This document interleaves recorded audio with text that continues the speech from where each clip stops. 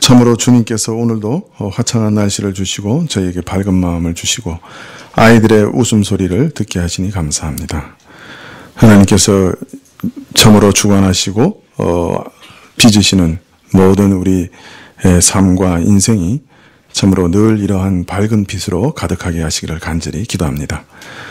혹 참으로 우울하고 어두울 때 있다 할지라도 예수님께서 우리를 떠나지 아니하시는 것을 참으로 믿게 하여 주옵소서. 사망의 음침한 골짜기를 지나간다 할지라도 여호와께서 나의 목자시다라고 하는 사실은 변하지 않는 것을 기억하게 하여 주옵소서. 그리해서 어려운 때라도 또 힘든 때라도 하나님을 더욱 의지하게 하시고 또 그러나 우리 마음에 항상 밝음과 기쁨을 주시는 예수 그리스도로 인해서 어려운 환경 속에서도 기쁨을 잃지 않는 믿음을 허락하여 주시기를 간절히 기도드립니다. 참 오늘 어린이 주일을 맞이해서 우리 자녀들을 위해서 또다시 기도하지 않을 수가 없습니다.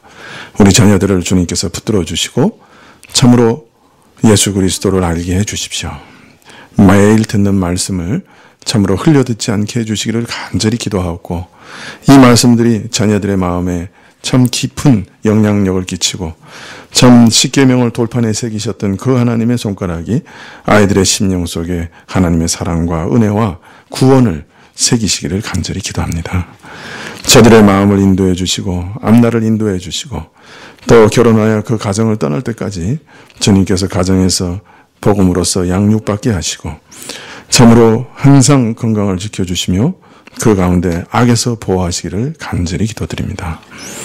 하나님께서 부모를 사랑하고 이웃을 사랑하며 하나님을 사랑하는 것을 배우게 하시고 또 하나님의 사랑과 모든 이웃들의 사랑, 부모의 사랑을 받을 줄 아는 자녀로 세우시기를 다시금 또다시 기도합니다. 아버지 하나님, 참으로 이 사회가 매우 악하기 때문에 우리 자녀들을 악에서 구원해달라는 기도를 끊임없이 할 수밖에 없습니다. 하나님께서 순간순간마다 천군 천사를 보내사 사람으로서 보호할 수 없을 때도 하나님께서 보호하시는 큰 권능을 보여주시고 우리 자녀들과 동행하시기를 이 시간에 간절히 기도드립니다. 아버지 하나님, 이 사회를 주님께 다시금 참 올려드리고 또 이 나라의 교회의 모습을 주님께 고백하면서 가슴을 칩니다. 저희가 참으로 악하고 또 저희가 범죄함으로 이 사회가 어그러지고 이 교회가 타락하였습니다. 주님, 이 모든 죄가 저희 죄인 것을 아옵니다. 저희가 또 그 안에 일원으로서 또 같이 범죄하는 것을 아옵니다. 불쌍히 여기시고 저희 죄를 사하시기를 다시금 기도하고 이 교회를 소성케 하시는 은혜를 베풀어 주시고 저희가 당하고 있는 심한 핍박과 어려움, 공고함을 주님이 아시오니 주님, 이러한 일들 속에서 새로운 부흥의 불길을 허락하시기를 간절히 기도드립니다. 오늘도 주님 앞에 참 귀한 예물 드렸사오니 이 예물 받으실 때 저희 전부를 받으시고 저희 가정과 저희 산업과 자녀들을 보호하시기를 다시금 기도드립니다. 주님께 말씀 주시기를 구하고 예수님의 이름으로 기도합니다. 아멘. 성경은 마태복음 12장 43절부터 45절까지 말씀입니다. 12장 43절과 45절.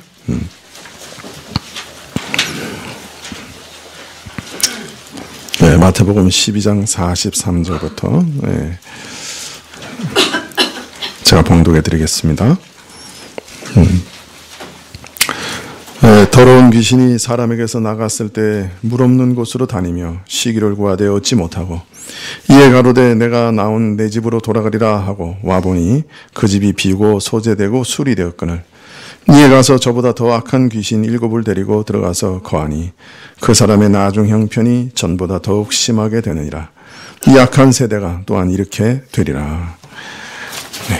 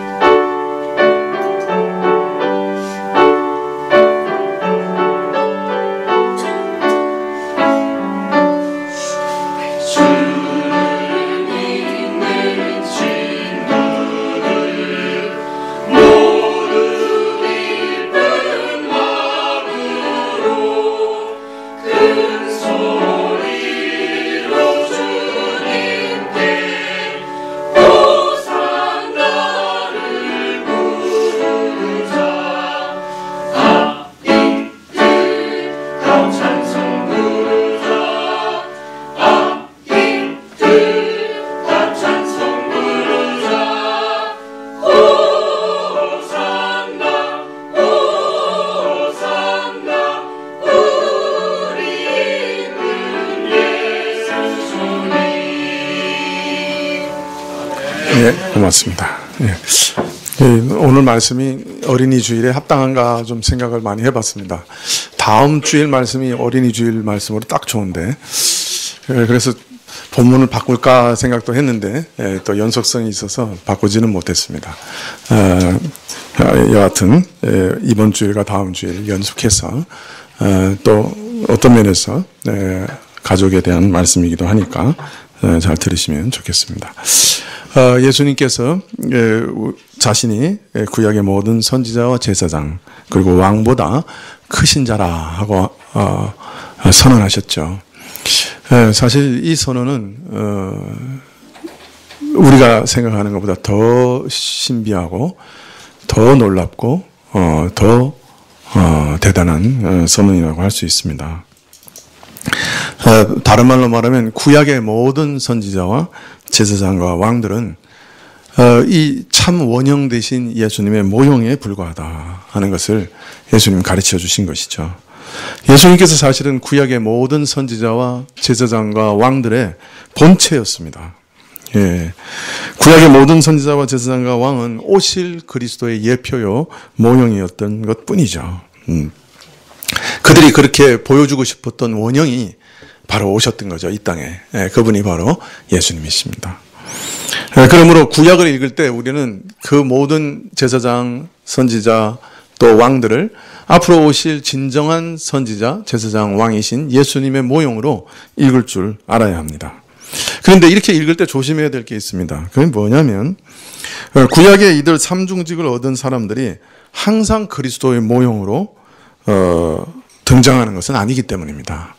저들이 부족하기 때문에 또 저들도 연약함과 죄로 인해 오염되어 있기 때문에 그리스도의 모형으로 부족한 점이 많이 있었고 그리스도의 모형으로 아니라 인간의 부패한 모습으로 이스라엘에 등장하는 경우도 대단히 많았기 때문에 우리는 어떤 경우에는 그가 모형으로 등장하고 어떤 때는 그가 부패한 인간으로 등장하는지 잘 분별해야 합니다.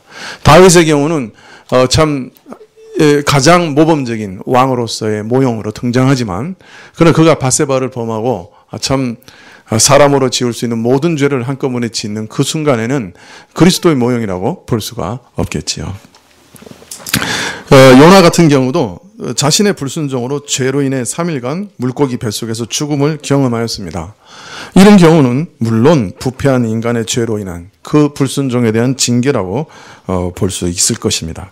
그러나 그가 또한 회개 후에 주의 은혜로 물고기 뱃속에서 나와 일족의 부활을 경험하고 다시 선지자 직분을 수행하게 되었는데 이 경우에는 다시 그가 죽음에서 나와 부활한 것은 앞으로 그리스도께서 죽음을 이기시고 부활하신 일의 모형과 표적이 되었던 것입니다.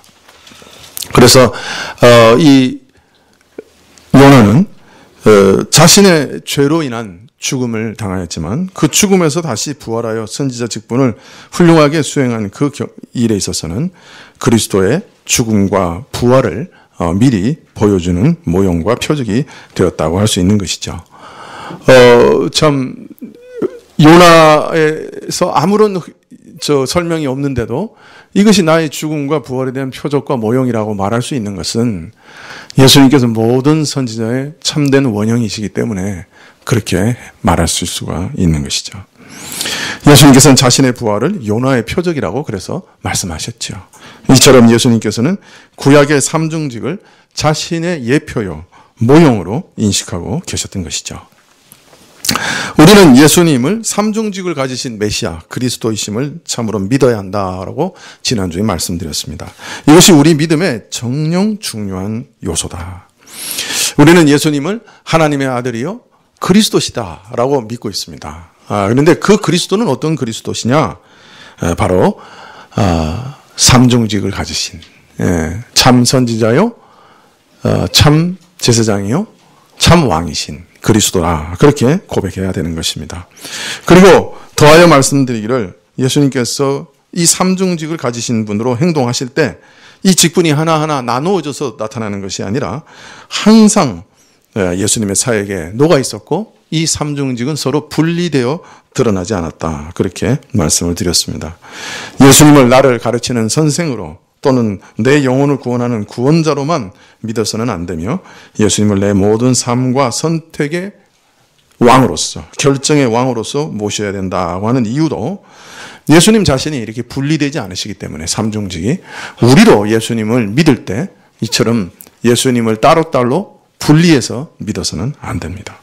어떤 분은 제사장으로서 내 죄를 구원해 주시는 것은 좋아하고 믿지만 예수님을 나의 왕으로서, 내 삶의 모든 것에 대한 진정한 왕으로서 그분의 말씀에 순종하는 것은 거부하는 경우도 있습니다. 근데 그것은 성경적인 그리스도를 믿는 것이 아니죠. 우리는 그래서 예수님을 내 영혼을 가르치는 진정한 선생님으로, 나의 영혼을 참으로 구원하시는 제사장으로, 그리고 내 인생과 내 모든 결정과 내 삶의 모든 방식을 결정하시고 내가 순종해야 되는 왕으로 믿고 따라야만 하는 것이죠. 이것이 참된 믿음의 요소다. 그렇게 말씀을 드렸습니다. 예수님의 당시 예수님께서 이런 그리스도로 오심에도 불구하고 성령의 능력으로 하나님의 나라를 증거하고 건설하시는 왕으로 오신 것을 눈으로 똑똑히 보면서도 그 당시 이스라엘 백성들은 그리스도를 불신앙하고 배척했습니다. 예수님은 구약의 모든 선지자보다 크신 자요, 구약의 모든 왕보다 크신 분인데 예수님을 배척하고 불신앙하는 이 세대의 죄악이 얼마나 크고 심각한 것인가 말씀하시기를, 마지막 날 요나의 전도를 듣고 회개한 니느웨 사람들이 일어나 이 세대를 정죄할 것이요, 마지막 날 솔로몬의 지혜로운 말을 듣기 위해 찾아온 남방 여인이 일어나 이 세대를 정죄할 것이다. 예수님께서는 이전 이방인들의 행실과 지금 세대를 비교하시면서 이 이스라엘, 이 세대의 완악함과 회방은 유례가 없을 정도로 크고 중한 것이다. 그 죄악의 심각성을 지적하고 계십니다. 자, 오늘 말씀은 느닷없이 갑자기 더러운 귀신이 사람에게서 나갔을 때 물 없는 곳으로 다니며 시기를 구하되 얻지 못하고, 이런 말씀으로 갑자기 툭 튀어나옵니다. 무슨 말씀일까요? 네, 그것은 마지막 45절에 보면 이에 가서 저보다 악한 귀신 7을 데리고 들어가서 거하니 그 사람 나중 형편이 전보다 더욱 심하게 되느니라. 이 악한 세대가 또한 이렇게 되리라. 즉 예수님을 대적하고 성령으로 행하는 일을 마귀가 행하는 일이라고, 귀신의 왕의 힘을 빌려서 행하는 일이라고 부인하는 이 세대가 이 심각한 죄로 말미암아 결국 어떤 형편에 처하게 될 것인가, 결국 어떤 일을 당하게 될 것인가 하는 것을 가르치시는 비유입니다. 네, 그래서 오늘 말씀에 보면 더러운 귀신이 나가서 물 없는 곳으로 다니며 쉬기를 구하되 얻지 못하고 이에 가로되 내가 나온 내 집으로 돌아가리라 하고 와 보니 그 집이 비고 소재되고 수리되었거늘 이에 가서 저보다 더 악한 귀신 7을 데리고 들어가서 거하니 그 사람의 나중 형편이 전보다 더욱 심하게 되었느니라. 이 악한 세대가 또한 이렇게 되리라. 이것은 하나의 비유죠. 그런데 여기서 보면 마지막에 이 악한 세대가 이렇게 되리라고 말씀하시는 것을 통해서 지금 예수님을 노골적으로 비방하고 회방하는 바리새인들과 서기관들만 염두에 두고 이 말씀을 하시는 것이 아닌 것을 분명히 말씀하십니다. 이 바리새인과 서기관들의 이런 회방과 대적은 사실은 당시 세대가 가지고 있었던 보편적인 풍조였다는 것이죠. 그들의 일반적인 성격이었다는 것입니다. 그래서 결국은 이 세대가 당할 일을 이렇게 알리시고 계시는 것이죠. 자, 그런데 이 비유에서 우선 더러운 귀신이 사람에게서 나가서 물 없는 곳으로 다니며 쉬기를 구하되 얻지 못하였다 이렇게 말씀하십니다. 물 없는 곳이 어딘가? 예수님께서 오늘 말씀하신 이 비유 자체에서는 그것을 알 수 있는 어떤 힌트가 없습니다. 그러나 사람의 마음을 귀신이 안식하는 집으로 비유하고 있는 것은 분명합니다. 그리고 사람의 마음이 귀신이 안식하는 집으로 비유할 때 그 외의 곳은 마치 물 없는 광야와 같다. 귀신에게는 마치 그렇게 황량한 곳으로 느껴진다. 이렇게 말씀하시고 있는 것을 알 수가 있습니다. 귀신은 사람의 마음속을 속이고 망가뜨려서 자신의 악한 의도대로 잔혹하게 해코지하는 자입니다. 근데 그는 그런 일들 외에는 안식을 누리지 못합니다. 말이 좀 이상하지만 사람을 아주 잔해하고 괴롭히고 망하게 하는 일을 하지 않으면 귀신은 시원함을 얻지 못합니다. 무슨 뜻인지 이해가 되십니까? 그러니까 사이코패스의 정형이라고 할 수 있죠. 그러니까 이 사이코패스라고 하는 것은 어떤 면에서는 귀신의 성품을 그대로 다 가진 사람을 말할 수가 있을 거예요. 그러니까 이 귀신이라고 하는 것은 사람을 괴롭히는 데서 기쁨을 느낍니다. 희열을 느낍니다. 사람을 망가뜨리는 데서 안식을 느낍니다. 위로를 얻습니다. 참 무섭고 잔혹한 사람이죠. 그래서 물 없는 곳으로 다녔지만 안식을 못 얻었다. 그렇게 얘기합니다. 즉 시원함을 얻지 못했어요. 그러니까 사람을 죽이고 괴롭히는 데서 유일한 쾌락을 느끼는 게 이 악한 귀신들의 성품이다. 그렇게 말씀하시는 것이라고 이해할 수 있겠죠. 더러운 영이 사람에게 나간 후에 그 집의 상태에 대해서 말씀하시기를 소재되고 수리되었다. 그렇게 말씀합니다. 근데 이 말씀도 이해하는 것이 쉽지는 않습니다. 단지 나중에 더 강한 7 귀신과 함께 들어간 다음 그 집의 상태가 나중에 더 악화되었다 하는 것을 부각시키기 위한 설정이신지, 아니면 당시 세대가 이스라엘이 하나님부터 입은 어떤 은혜의 상태를 암시하는 것인지 또 이 본문만으로는 확실히 파악하기가 어렵습니다. 그러나 어쨌든 이스라엘은 하나님의 백성으로 선택되어서 이방이 누리지 못하는 놀라운 은혜들을 누렸던 것은 분명한 사실입니다. 저들에게는 하나님의 말씀이 전해졌습니다. 하나님의 예언이 전해졌습니다. 또 그 예언이 그들의 역사 가운데 그대로 이루어지는 것들을 목도했습니다. 또 출애굽시나 또 시시때때로 하나님께서 놀라운 기적들을 행하시는 것들을 다 경험했습니다. 또 물론 모형적인 일이지만 제사 등을 통해서 수많은 안식일 제도를 통해서 하나님의 죄사함과 안식을 또한 누리는, 믿음으로 누리는 그런 은혜를 입기도 했습니다. 또 얼마 전에는 구약의 마지막 선지자인 세례 요한이 와서 회개의 세례를 베풀기도 했고, 또 지금은 예수님이 참 복된 말씀과 여러 가지 기적과 또 여러 가지 은혜 베푸심을 따라 많은 사람들이 예수님을 따라다니기도 하였습니다. 이런 신령한 은혜를 누려온 이스라엘의 구별된 영적 지위를 염두에 두고서 귀신이 나가고 깨끗이 소재되고 수리되었다. 이렇게 말씀하신 것으로 볼 수가 있습니다.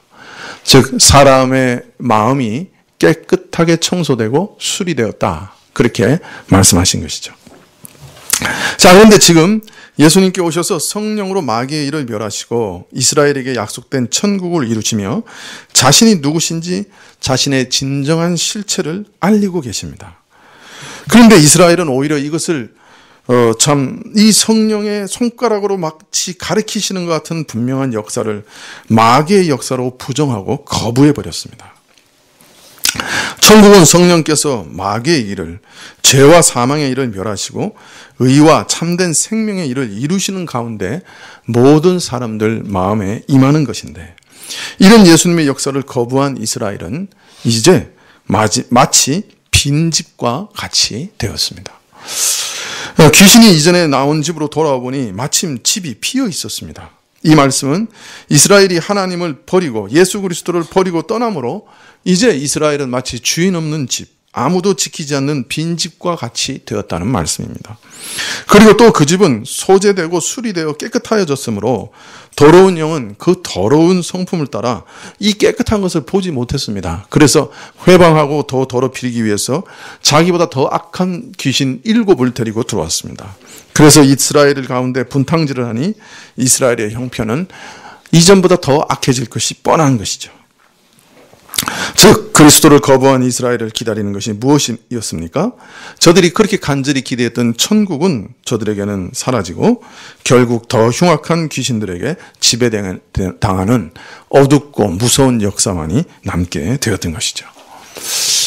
마귀의 지배에서 벗어났으나 그리스도의 다스림 안으로 들어가지 못한 경우, 그리스도께서 저들을 지키지 않으시는 경우, 예수님께서 저들의 주인이 되지 않으시는 경우 저들의 영적 상태는 이전보다 더욱 악하게 될 것이었습니다.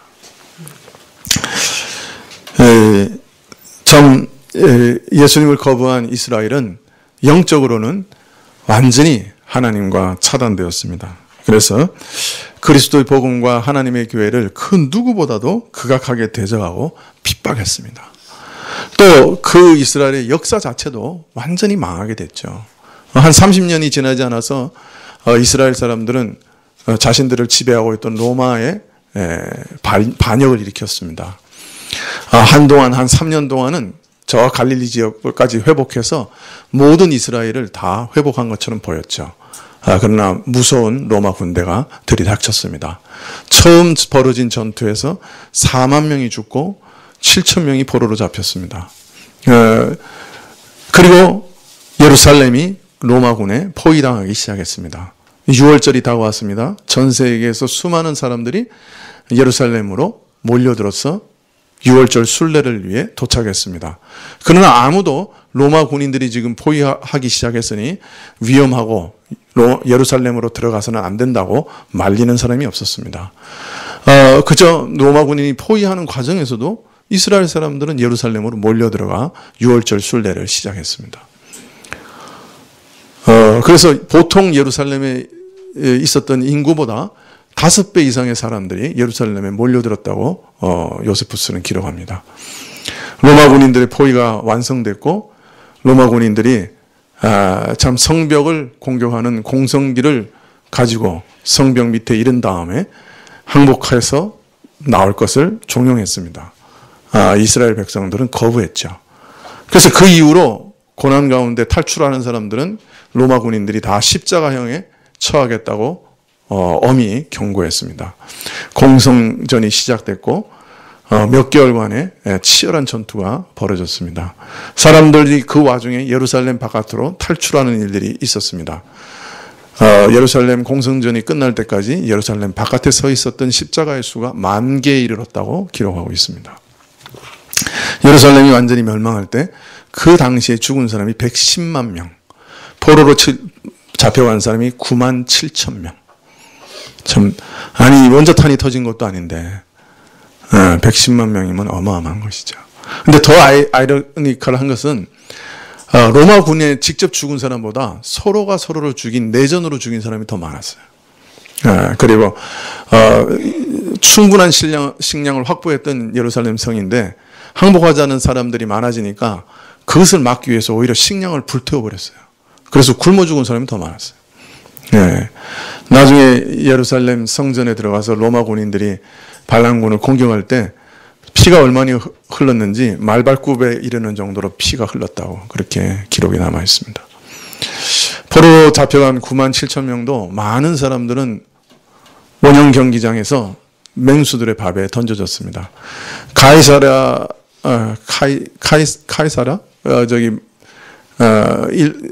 유대 지역에 있는 가장 번화한 그 항구 도시죠. 거기서는 그 로마가 예루살렘을 공격할 때 그 총지휘관이었던 디도라고 하는 장군이 나중에 이제 황제가 되죠. 디투스라고 하는데 그 디도라는 사람이 원형 경기장에서 사람들에게 기쁨을 주기 위해서 2,500명의 유대인 포로를 사자밥이 되게 했다. 그렇게 기록이 되어 있습니다. 무섭죠. 유대인들이 7 귀신이 들어가서 그 세대가 자멸한 모습이 그런 모습이었어요. 영적으로는 그리스도를 악랄하게 배척하고 끝까지 부인하고 반대하고 육적으로는 그런 무서운 환난을 당했던 것입니다. 자, 그런데 오늘 우리가 예수님의 이 말씀을 참으로 심각하게 받아들여야 될 이유는 이 말씀이 당시 이스라엘에게만 해당하는 영적인 원리가 아니라는 데 있습니다. 이 원리는 예수님 당시에만 적용되었던 것이 아니고 지금도 우리에게도 또 이 신약 교회에도 그렇게 그대로 적용되는 원리라고 하는데 그 심각성이 있습니다. 사람들은 오늘 오후에도 말씀드리겠지만 이런 심각한 전쟁이 왜 일어나는지 잘 모릅니다. 그런데 성경에 보면 이런 심각한 전쟁이 일어나는 가장 근본적인 이유는 하나님께서 사람들의 마음을 제어하시는 일반 은총을 제거하시면 그런 문제가 일어난다. 다른 말로 말하면 사람이 원하는 대로 내버려 두시면 그것이 바로 그런 전쟁과 참화와 무서운 심판으로 나타난다. 그래서 하나님이 따로 인간들에게 무슨 심판을 내리실 필요가 없어요. 사람이 하고 싶은 생각 그대로 내버려 두면 그게 바로 그런 심판으로 이어진다고 말씀하고 계시는 거죠.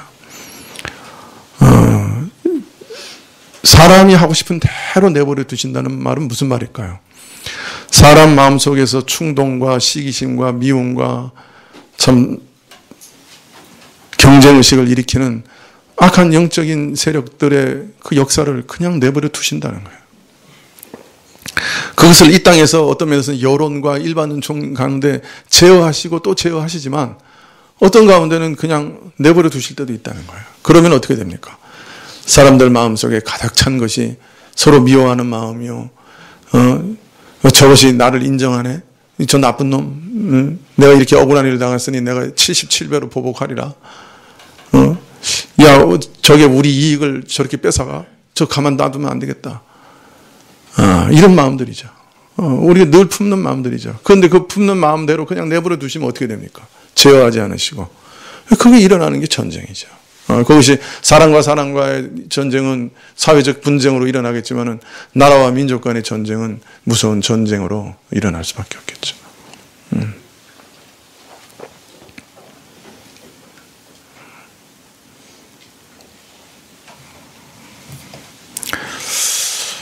자, 오늘 심각한 것은 이 원리가 우리에게도 적용된다고 말씀드렸는데 특별히 우리가 구원 얻는 과정에서 아주 진정으로 주의해야 될 것이 있습니다. 그것은 뭐냐면 우리가 표면적으로만 개선되고 개혁되는 일입니다. 우리가 구원 얻는 과정에서 분명히 변화가 있습니다. 귀신이 나갈 수 있습니다. 우리가 잘 정돈되고 치장될 수도 있습니다. 그러나 그것이 표면적인 변화로 그치는 경우가 있습니다. 예수님 당시 바리새인들이 바로 그런 사람들이었죠. 이들은 그 당시 누구보다도 더 열심히 하나님을 섬겼습니다. 그 자타가 그걸 인정했어요. 그들은 자신의 모든 소득의 11조를 꼬박꼬박 바쳤습니다. 주곡의 11조를 명령하셨지만 율법에 이 사람들은 박하, 유황과 근체, 즉 양념의 11조까지 바친 사람들이었습니다. 일주일에 2번씩 이틀을 금식했습니다. 남에게 욕하지 않고 간음하지 않았습니다. 사기치지 않았습니다. 자신이 믿는 도리를 열심히 온 땅에 전도하는 그런 사람들이었습니다. 그러나 실상은 저들이 자신 안에 있는 죄악의 세력, 마귀의 세력을 알지는 못했습니다. 자신 안에 참 강한 자가 있음을 알지 못했습니다. 저들은 자신들이 몹시 안전하고 몹시 하나님 앞에서 경건하다고 자랑했습니다. 그러나 저들은 자신 안에 있는 죄악의 세력을, 마음 안에 있는 죄악의 세력을 발견하지는 못했습니다. 그 죄악을 예수님께 맡기고 그 마음마저도 새롭게 되는 일이 무언지는 경험해 본 적이 없었던 거죠. 자, 그런데 이런 일이 지금도 교회에서 그대로 일어날 수 있습니다. 어떤 사람들은 회개한 것 같이 보입니다. 그들은 자신도 회개했다고 생각합니다. 그래서 신앙을 고백하지요. 또 이런 신앙의 고백을 들은 교회는 그를 기쁨으로 교회에 받아들입니다. 왜냐하면 그들이 신앙을 했을 뿐 아니라 대단한 생활의 변화도 일어났기 때문입니다. 어떤 사람들은 더러운 귀신이 나갈 때 과거와 전혀 다른 사람이 됩니다. 교회와 아무 관계 없었던 사람이 갑자기 달라집니다. 하나님의 백성들이 예배드리기 위해 모이는 교회로 그가 발걸음을 돌립니다. 기도회도 참석하고 성도들이 가는 곳이면 어디든 같이 갑니다. 그는 생활에 있어서도 대체적으로 성도들이 행동하는 것과 똑같이 행동합니다. 11조도 드리고 구제도 하고 봉사도 하고 선교도 하고 모든 일에 열심일 수 있습니다. 더러운 귀신이 그 사람에게 나간 것이죠. 그는 비록 그리스도 안에서 새로운 피조물이 되지는 못했지만 그러나 분명 그에게는 개혁이 일어났습니다. 전혀 다른 사람이 된 것처럼 보였습니다. 어떤 사람들은 어릴 때부터 교회에 출석했는지도 모릅니다. 그는 어머니 뱃속에서부터 교회에 나왔습니다. 그는 늘 주일에 교회에 출석했으므로 지금도 출석하고 있습니다. 어릴 때부터 배운 말씀을 따라 자신은 다른 세상 사람들처럼 악하게 살지 않고 도둑질도 안 하며 바르고 정직하게 살아간다고 자부하고 있습니다. 그러나 그 안에 그리스도로 채워지지는 않았습니다. 그리고 오랜 세월이 지나가지요. 오랫동안 그는 지나치게 의롭게 되지 않기 위해서 주의합니다. 너무 깊이 신앙에 빠지지 않으려고 염려합니다. 무슨 말인지 이해되세요? 늘 세상과 주님 사이에 줄다리기를 합니다. 주님, 내가 이 정도만 드리면 안 되겠습니까? 시간도 물질도 삶도 이 정도만 드리면 안 되겠습니까? 협상합시다. 주님, 협상하면 좋겠습니다. 내가 신앙을 완전히 버리는 것은 불가능하고 또 그런다면 후환도 두렵고 그렇다고 여기 다 빠져서 몰두하는 저런 광신자들이 같이 되고 싶지는 않습니다. 제가 정한 선에서 주님도 만족하시지요. 그는 정한 것을 따라 늘 그 자리에 있습니다. 또 어떤 사람들은 교회 안에서 어떤 신비한 일을 경험하기도 합니다. 그래서 열광하지요. 그래서 아주 열심히 주로 섬기는 생활을 시작합니다. 그러나 그는 여전히 자신이 열심히 쓸고 닦고 하며 주를 섬기려는 사람이 되려고 전심으로 노력할 수도 있습니다. 그는 자신의 힘으로 문빗장을 지르고 자신의 노력으로 악을 제거하고 자신 안에 있는 귀신의 세력을 축출하려고 노력합니다. 그러나 그 귀신보다 더 강한 자가 오셔서 그를 그들의 세력에서 구출해내시는 은혜에 대해서는 무지할 수가 있습니다. 그래서 그는 자신의 오랜 노력 가운데 경험하게 되는 유일한 것은 자신이 자신의 마음을 새롭게 하는 것은 불가능하다는 한 사실입니다. 그러나 그것이 매우 강한 자의 능력으로 인해 자신이 노예 상태로 사로잡혀 있다는 것을 깨닫지는 못합니다. 더 강한 자가 자기를 도와주어야 거기서 벗어날 수 있다고 하는 것도 깨닫지 못합니다. 그래서 어느새 마음까지 새롭게 되는 그런 노력들을 포기하게 됩니다. 그리고 자신을 합리화시키죠. 하나님께서 원하시는 것이 이 정도는 아닐 거야.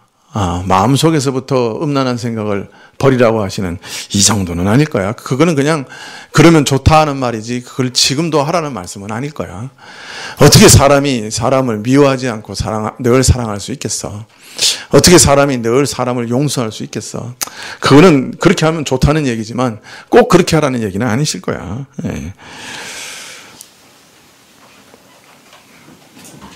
내가 하나님을 위해 포기한 것도 많잖아. 예. 그는 외적인 변화에 만족하고 자신의 마음의 변화를 포기합니다. 그렇게 되면 자신의 마음은 점점 굳어지고 완악해져 갑니다. 자신은 그것을 의식하지도 못하지요. 그 결과 그에게 남은 것은 외적인 삶의 형식과 겉껍데기만 남게 되는 것이죠. 근데 자신은 그것이 겉껍데기만 남았다고 하는 것도 모릅니다. 왜냐하면 여전히 부지런히 교회 생활하고 있기 때문이죠. 그는 여전히 바리새인이지만 그러나 여전히 교회에서 열심을 내고 있죠. 또 어떤 사람들은 깨끗하게 청소될 뿐 아니라 아름답게 장식될 수도 있습니다.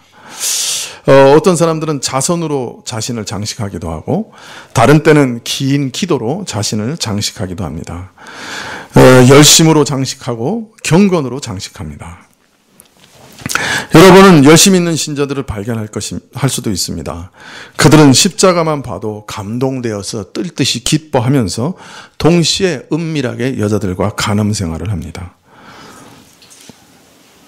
너무나 그리스도 앞에서 은혜를 얻었다고 얘기하고 간증하고 설교까지 하지만 또 뒤에서는 좀 간음하고 도둑질하고 악한 짓을 할 수 있습니다. 이런 경우가 불가능하다고 생각하십니까? 저는 그와 같은 경우도 본 적이 있습니다. 어떤 사람은 주일에 주전자에 찬물을 끓이고 바자회를 돕고 친절하게 봉사합니다. 그러나 동시에 그 사람이 평일에 일하는 것을 보면 돈을 벌기 위해서 고아를 속이고 과부의 이빨 사이에 낀 것도 빼앗으려고 하는 것을 보게 될 수도 있습니다. 청소되고 장식됐죠.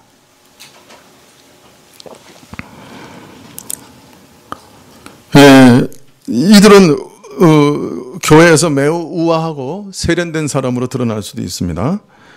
어떤 경우에는 사람을 사랑하는 모습을 가지고 있으며 세련되고 매력적이고 점잖은 성품을 가지고 사람들에게 도덕 군자처럼 보이기도 합니다. 심지어 이들은 기이한 이적을 행할 수도 있고요. 또 이들은 목사가 될 수도 있습니다. 예수님의 이름으로 귀신을 내쫓는 기적을 행할 수도 있고요. 많은 능력을 발휘하고 사람들을 치유하기도 합니다. 귀신이 나갔습니다. 잘 정리되고 청소됐습니다. 수리도 됐습니다. 그런데 문제는 때가 되면 마귀는 개선되었으나 새로워지지 못한 사람들에게 되돌아올 수 있습니다. 그들은 무언가 변화되었으나 그것은 근본적인 변화는 아닙니다. 그리스도 예수 안에서 새로운 피조물이 되지 못했습니다. 그들의 마음까지 변화되지는 못했습니다. 만약 그들의 마음에 그리스도가 가득 차 계셨다면 마귀가 귀신이 다시 돌아올 수 없었을 겁니다. 만약에 예수 그리스도께서 그 마음 문 앞에서 지키고 계셨다고 하면 잠시 무서운 싸움이 있었을지 모르지만 그러나 사단과 마귀는 수치 가운데 쫓겨나는 것으로 끝을 맺었을 겁니다. 그러나 불행히도 그 사람은 텅 비어 있었습니다.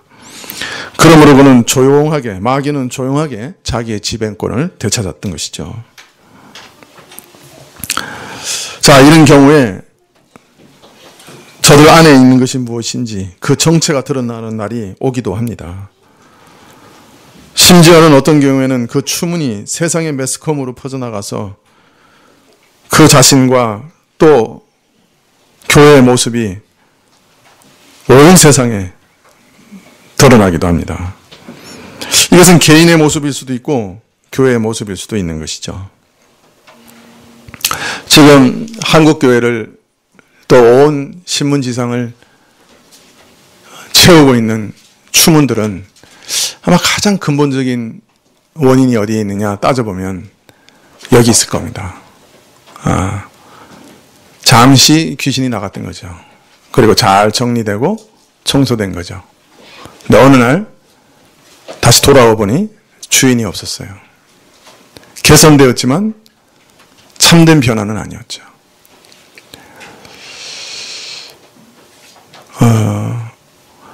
독일에 유학 가고 바울 신학을 전공하고 신학교 교수로 가르치는 사람이 자녀를 죽이고 1년 동안 이불 속에 덮어놨어요. 어떻게 그런 일들이 일어날 수 있는가?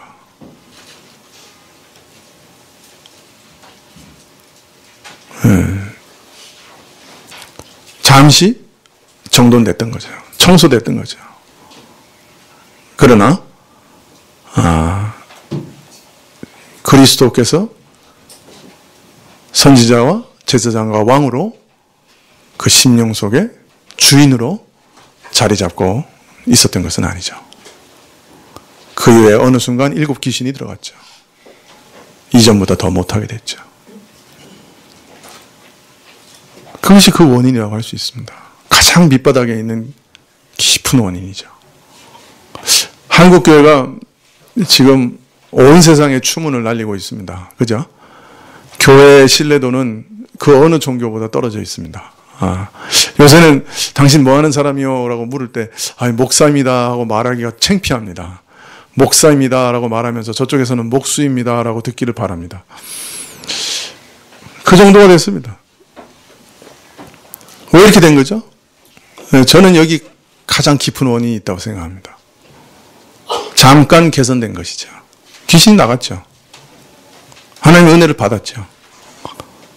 그러나 그리스도가 정녕 그 안에 왕으로 자리 잡지 못하신 거죠. 7 귀신이 들어왔어요. 한국교회의 모습이 지금 한국교회에 드러나고 있는 이 처참함이 그 밑바닥에 있는 영적인 비밀이 여기 오늘 비유에 적혀 있다고 저는 생각합니다. 여러분은 어떻습니까? 여러분 마음은 어떻습니까? 여러분은 여러분 마음속에 있는 순간적인 생각들 속에서 어떻게 생활하고 계십니까? 여러분 마음속에 다가오는 수많은 생각들 속에 여러분은 어떤 반응을 보이고 있습니까? 한 걸음 한 걸음 완악한 마음 쪽으로 다가갑니까? 아니면 한 걸음 한 걸음 더 주님을 주인으로 모시는 쪽으로 다가가고 있습니까? 무엇이 문제입니까? 사실은 거기 싸움이 없었습니다. 갑자기 악한 영이 나갔지요. 그 사람은 갑작스러운 어떤 변화를 겪었습니다. 그러나 그 안에 참된 회개가 없었고 참으로 죄책감도 없었고 죄와의 투쟁도 없었고 자기가 죄인이라는 말이 무엇인지도 몰랐습니다. 갑자기 기쁨이 찾아왔지만 그래서 자신은 구원을 받았다고 생각했지만 그러나 어제는 죄인인 그가 오늘 성도같이 보였지만 어떻게 그렇게 됐는지 알지는 못했습니다. 그 이후에 종교적인 행위로 장식되었습니다. 신앙생활을 겉으로 했습니다. 여전히 기도와 자선과 헌금과 봉사로 외적인 선행을 의지하며 구원을 얻으려고 했던 것이죠.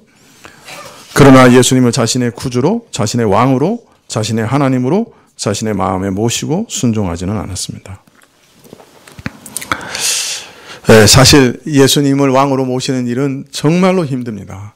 어마어마한 투쟁이 거기 있습니다.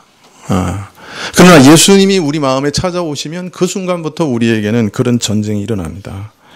이런 전쟁은 몇 날이 될 수도 있고 몇 주일이 될 수도 있고 몇 개월이 될 있고 몇 년이 될 수도 있고 몇십 년이 될 수도 있습니다. 어떤 때는 참으로 예수님 믿는다는 게 기쁜 일이라고 하는데 오히려 나는 왜 이렇게 괴롭고 너무나 고통스럽다 그렇게 고백할 수도 있습니다. 그러나 그것은 예수님이 우리에게 찾아오셨기 때문에 일어나는 변화입니다. 예수님이 우리 마음에 계시면 우리 안에 진정 투쟁이 일어납니다. 예수님을 왕으로 믿고 따르고자 하는 마음과 예수님을 따르지 않고 내 속에 있는 정욕과 악한 마음을 따르고자 하는 무서운 투쟁이 시작되는 것이죠. 이전에 우리 교회에 왔던 이찬호 선교사님이 대학 시절에 저한테 얘기한 말이 아직도 기억이 납니다. 저한테 이런 얘기를 한 적이 있었어요. 내가 예수님께 나 자신을 99% 드렸을 때가 제일 내 인생에서 괴롭고 처참한 시기였다. 내가 내 인생을 예수님께 100% 드린 이후에 나는 진정한 평안을 맛봤다. 그렇게 얘기하는 것을 들은 적이 있습니다. 예수님은 우리에게 왕으로 오셨습니다. 우리를 구원하시는 구원자로 오셨을 뿐 아니라 왕으로 오셨어요. 그분을 내가 왕으로 모시는 데는 내 안에 엄청난 투쟁이 필요합니다. 어쩔 수 없어요. 왕으로 오셨는데 내 안에는 반역자가 있기 때문에 계속해서 서로 다투고 싸웁니다. 그러나 그것은 우리가 구원을 얻는 기초이고 그것이 바로 우리가 구원을 얻어가는 길이기도 합니다. 그래서 이 비밀을 아는 자는 누구나 그 마음속에서 부르짖게 됩니다. 주여 제발 제 안에 있는 것들을 내어 쫓으시고 제가 죄의 노예처럼 갇혀 신음하고 있는 것을 주님 해결해 주십시오. 제 안에 있는 죄에서부터 저를 구원해 주십시오. 이렇게 부르짖습니다. 예수님이 우리 마음에 들어오기 시작하면 참 이상한 것은 옛날에 세상에서 그렇게 기뻐하던 것이 이상하게 지금은 별로 기쁘지 않다는 거예요. 옛날에 나를 그렇게 기쁘게 하던 그 세상의 모든 것이 하나하나 그 기쁨의 빛을 잃어간다는 거예요. 이러니 사람이 죽을 노릇이죠. 세상에서 기뻐하는 게 없는 거예요. 그렇게 옛날에 좋았던 것이 좋지 않는 거예요. 예수님과 비교하면 그것이 좋을 리가 있나요? 물론 나중에 예수님이 온전히 우리에게 왕으로 좌정하신 이후에는 또 자유롭게 그런 일들을 기쁨으로 행할 수 있는 은혜를 주시기도 합니다. 그러나 왕이 되시기 전까지 온전한 왕으로 우리 가운데 좌정하시기 전까지는 우리가 주님만큼 사랑하고 주님처럼 왕처럼 나의 인생을 걸고 따라가는 모든 것들이 다 재미없어집니다. 그것도 큰 전쟁이죠. 이전에 그렇게 재밌던 것들이 재미가 없으니 기독교인 된 다음에 살맛이 사라지는 거죠. 근데 여러분 그것이 어떤 면에서는 정상적인 것이에요. 왕으로서 예수님을 섬기려고 하면 예수님께 모든 것이 복종되어야 합니다. 여러분 우리는 예수님을 그저 내 죄나 닦고 내 지옥에 갈 죄만 이렇게 청소하시는 그런 청소부나 그런 분으로 여기면 안 됩니다. 그분은 우리의 모든 죄를 깨끗하게 씻기시는 참 노예처럼 우리에게 오셔서 우리 발을 씻기시고 날마다 우리를 도우시지만 그러나 진정 그분의 정체는 왕이십니다. 예, 그분을 왕으로서 우리에게 모셔드려야 되는 것이죠. 여러분 마음속에 있는 이 강렬한 죄의 세력을 의식하십니까? 예수님을 왕으로 모시고 싶지 않은 아주 강한 그 죄의 세력을 여러분 지금도 경험하고 계십니까? 여러분 그것을 보통 영안이 열렸다 그렇게 얘기하는 것입니다. 어떤 분들은 뭐 신비한 일들을 자꾸 경험하면 영안이 열리는 것처럼 생각하는데 그것은 이방 종교에도 그런 신비한 일들 경험하는 사람 많습니다. 그러나 진정 영안이 열리는 것은 내 안에서 정말 독하고 무서운 악한 세력이 주님을 왕으로 모시지 않으려고 하는 무서운 세력이 있어서 내 마음에 전쟁이 일어나고 있는 것을 눈으로 보는 것입니다. 그리고 그 안에 있는 세력을 성령의 능력이, 말씀의 능력이 죽이고 새롭게 하시는 것을 경험하는 것입니다. 그래서 마음까지 새롭게 되는 은혜를 누려가는 것, 그것을 영안이 열리는 것이라고 말합니다. 여러분 안에 이것들을 구별하는 영안이 열리기를 진정으로 기도합니다. 정말 생활의 변화와 마음의 변화를 구별할 수 있는 영안이 열리시기를 바랍니다. 겉의 생활은 얼마든지 변할 수 있습니다. 그러나 마음이 변하는 것은 우리 힘으로 불가능한 일입니다. 그 일이 일어나야 합니다. 그걸 경험하셔야 돼요.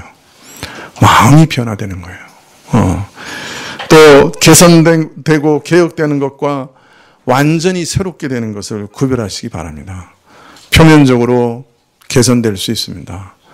또 누구보다도 교회 안에서 경건하고 뛰어나게 보일 수도 있습니다. 그러나 새롭게 되는 것은 개선되는 것과는 다른 것입니다. 개선되었다가 옛날로 언제든지 돌아갈 수 있습니다. 그러나 새롭게 된 것은 마지막 천국까지 지탱되면 또 그 새로움이 유지됩니다. 여러분, 이것을 구별할 수 있는 영안이 열리시기를 바랍니다. 1000번에 한 번이라도 마음이 변화되어서 삶이 변화되는 것이 있어야 합니다. 여러분, 너무 외적으로 개선되는 일에 힘쓰는 거, 그것에 주목하지 마세요. 선행은 악행만큼 우리를 구원에 이르게 하지 못합니다. 악행이 우리를 구원하지 못하는 것만큼 선행도 우리를 구원하지 못합니다. 진정 우리를 구원하시는 분은 예수님 한 분뿐이십니다. 예수님이 우리 마음의 주인과 왕이 되셔야 합니다. 우리의 구원자가 되셔야 합니다. 그분이 왕으로 좌정하시면 분명히 전쟁이 일어날 겁니다. 여러분 마음속에. 그러나 또 마음이 변화되는 게 뭔지 아실 겁니다. 모든 행위 이전에 마음이 변화되는 것을 힘쓰십시오. 그것부터 살피시기를 바랍니다. 기도하시겠습니다.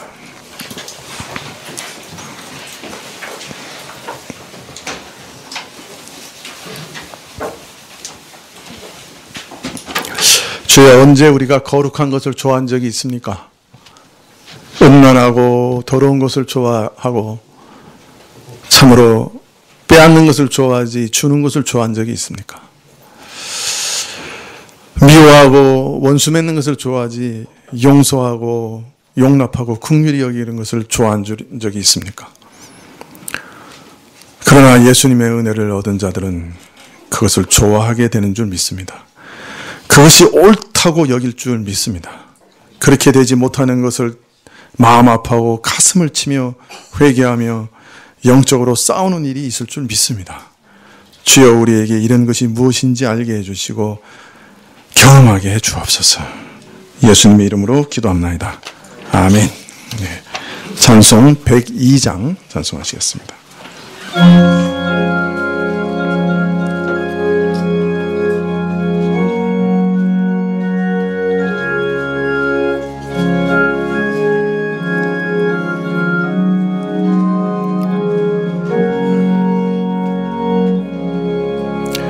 주 예수보다도 귀한 것은 없네. 이 세상 부귀와 바꿀 수 없네. 영죽을 내 대신 돌아가신 그 놀라운 사랑 잊지 못해. 세상 즐거움 다 버리고 세상 자랑 다 버렸네. 주 예수보다 더 귀한 것은 없네. 예수 밖에는 없네. 주 예수보다 더 귀한 것은 없네. 이 세상 명예와 바꿀 수 없네.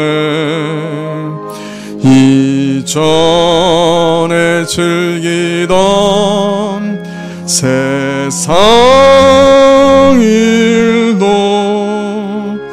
주 사랑하는 마음 뺏지 못해. 세상 즐거움 다 버리고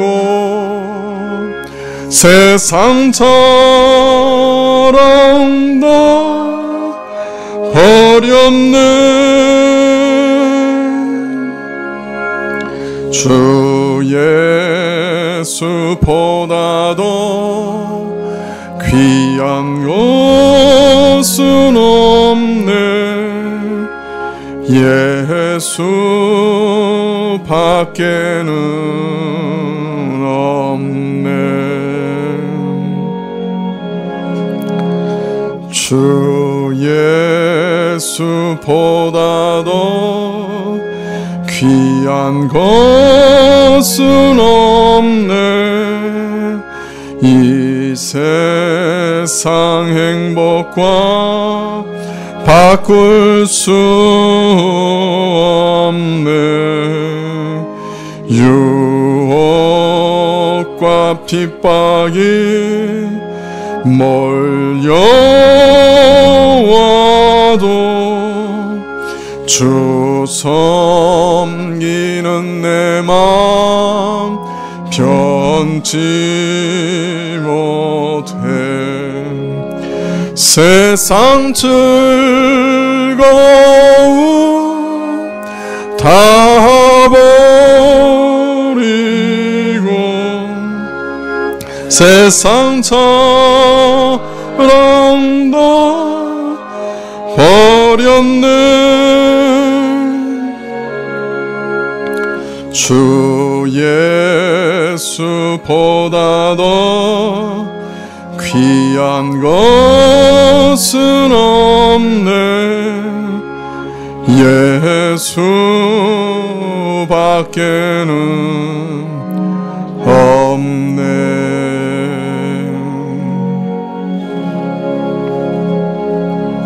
네, 기도하시겠습니다.